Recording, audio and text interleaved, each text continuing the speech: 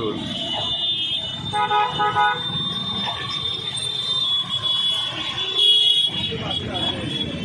हाँ मग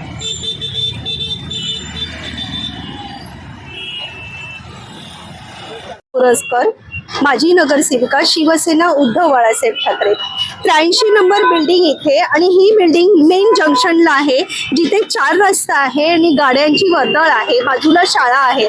असं असताना ही अनधिकृतपणे बिल्डिंग तोडण्यात आलेली आहे। म्हाडा प्रशासनाच्या अंतर्गत हे काम चालू आहे। कुठलीही सेफ्टी नॉर्म्स न पाळता ही बिल्डिंग पाडलेली आहे। म्हाडाचे अधिकाऱ्यांना वारंवार सांगून सुद्धा कुठलीही कारवाई झालेली नाहीये। बिल्डरला मला असं वाटतं की म्हाडा प्रशासन हे बिल्डरला विकत दिलेलं आहे असं दिसतंय। कुठलेही सेफ्टी नॉर्म न पाळता MMRDA किंवा म्हाडा यांनी इथे खरं तर बिल्डिंग पाडत असताना 18 फुटाचे मोठे मोठे पत्रे लावले गेले पाहिजे होते। जे पत्रे किंवा कुठलाही काही सेफ्टी न पाळता ही अशीच बिल्डिंग पाडली गेलेली आहे।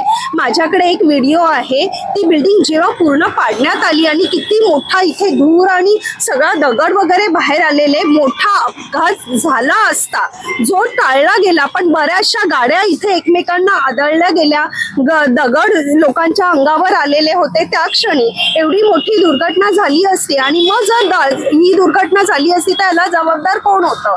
मी वारंवार म्हाडाला हे इन्फॉर्म करून सुद्धा ह्या बिल्डरवर किंवा कोणावरही काही कारवाई झालेली नाहीये। लवकरात लवकर जे काही म्हाडाचे अधिकारी आहे याला सामील आहे त्यांच्यावरही कारवाई झाली पाहिजे आणि बिल्डरवरही कारवाई झाली पाहिजे अशी शिवसेना उद्धव बाळासाहेब ठाकरे यांच्याकडून मागणी आहे।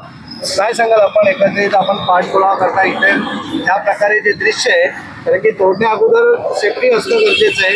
एवढा हलगर्जीपणा काय कारण आहे आणि ह्याला सर्वस्वी जबाबदार कोण? मी मनीष मोरजकर, उद्धव बाळासाहेब ठाकरे यांचा निष्ठावंत शिवसैनिक। दिवाळीच्या ऐन सणाच्या मुहूर्तावर त्याच्यापूर्वी ही बिल्डिंग पाडायला घेतली आणि कुठलेही नॉर्म्स न पाळता, सेफ्टी नॉर्म्स न पाळता कुठलीही बिल्डिंग विदाऊट पत्रे लावता पाडलेली तुम्ही आजपर्यंत मुंबईत बघितलेली आहे का? कधीच बघितलेली नाही। सगळे रस्त्यावर दगड येत आहेत, इथे बाजूला शाळा आहे, रहदारीचा रस्ता आहे, गाड्यांवर दगड गेलेले आहेत। बिल्डिंग पडताना 4-3 मजले अचानक सगळे कोसळलेले आहेत। त्यांनी अनधिकृतपणे कुठली सुरक्षा न पाळता त्यांनी हे काम केल्यामुळे अचानक ती बिल्डिंग एकदम एका क्षणाला कोसळली आणि रस्त्यावर धूर झाला आणि सगळ्यांना इकडे दगड वगैरे लागलेले आहेत, गाड्या एकमेकांवर आदळलेल्या होत्या। आणि असं असताना वारंवार सांगून सुद्धा म्हाडा अधिकारी किंवा MMRDAचे अधिकारी याच्याकडे दुर्लक्ष करत आहेत आणि जो कॉन्ट्रॅक्टर आहे त्याला पाठीची घालण्याचं काम चालू आहे। मला एक सांगा, विदाऊट पत्रे लावता एवढं काम पूर्ण बिल्डिंग तोडण्यात आलेली आहे। म्हाडा अधिकाऱ्यांनी कॉन्ट्रॅक्टरवर एवढ्या दिवसात काय कारवाई केली याचे पेपर आम्हाला तात्काळ हवे आहेत आणि यापुढे काय कारवाई करणार याच्याही आम्हाला कागदपत्र हवी आहेत। म्हाडा प्रशासन हे विकलं गेलेलं आहे कॉन्ट्रॅक्टरला आणि याच्याकडे लोकांचे जीव याच्यामुळे धोक्यात टाकण्याचं काम म्हाडा प्रशासन आणि कॉन्ट्रॅक्टर आणि बिल्डर मिळून करत आहेत। एकंदरीत आपण तक्रार केली काय ती पोलीस स्टेशन मध्ये, कारण की एवढं हलगर्जीपणा आणि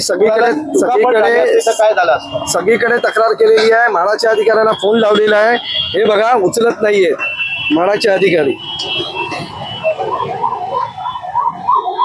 हे बघा आता कितीला 12:50ला फोन लावलेला आहे। हे अजिबात अशी आपण केलेली आता बरेच कॉल केलेली आहे। परंतु हा एक व्हिडिओ बघा, जो व्हिडिओ आहे ही अशी दुर्घटना घडलेली आहे तरी याच्यावर म्हाडा प्रशासन MMRDA प्रशासन कोणी कारवाई केलेली नाही आहे। तर एवढा हलगर्जीपणा, कारण की हा म्हाडा प्रशासन, MMRDA प्रशासन आणि बिल्डर आणि कॉन्ट्रॅक्टर यांचा संगमत आहे। यांच्याकडे कुठलीही अथॉरिटी नाही आहे, जागेवर विदाऊट सेफ्टी काम चालू आहे। कुठलाही त्यांचा अधिकृत इंजिनियर किंवा सुपरवायझर जागेवर नाही आहे एवढ्या दिवसात एकही माणूस।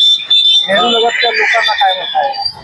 नेहरूनगरच्या लोकांचा जीव याच्यात धोक्यात आहे। हजारो लोक इथे रोज ये जा करत असतात, गाड्या वाहनं ये जा करत असतात। मेन नेहरूनगरचा नाका आहे, इथे टॅक्स्या उभ्या असतात, यांच्यावर अपघात केव्हा कोणत्याही क्षणी होण्याची शक्यता नाकारता येत नाही। नक्कीच आपण बघू शकता की बाजूलाच अशा प्रकारे एक शिवसेना उद्धव बाळासाहेब ठाकरे नेहमी लोकहितासाठी असते, जागरूक असते आणि लोकांची काळजी घेणं हे आमचा धर्म आहे आणि जोपर्यंत त्यांच्यावर कारवाई होणार नाही तोपर्यंत आम्ही गप्प बसणार नाही। जोपर्यंत